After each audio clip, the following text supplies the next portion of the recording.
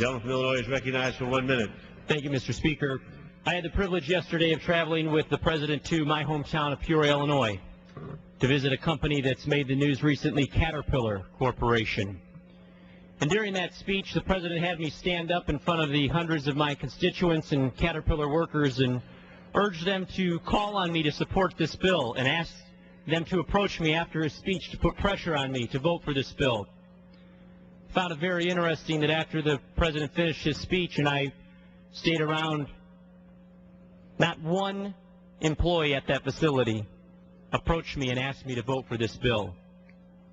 In fact, I have received over 1,400 phone calls, emails, and letters from Catepillar employees alone asking me to oppose this legislation. Why? Because they get it.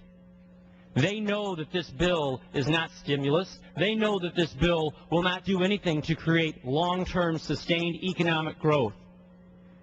This bill is too big to get it wrong. I hail from a district that once had Everett Dirksen, who is famous for a billion here, a billion there. Additional seconds. The gentleman is recognized for 1 minute. 30 seconds. Everett Dirksen once said a billion here, a billion there. Unfortunately, ladies and gentlemen, we're now a trillion here, a trillion there. We cannot afford to get this wrong. It is too important to get it wrong. My district also had a man by the name of Abraham Lincoln who served in this seat for 2 years. We celebrated his 200th birthday yesterday. I'm reminded of his quote, "What kills a skunk is the publicity it brings itself."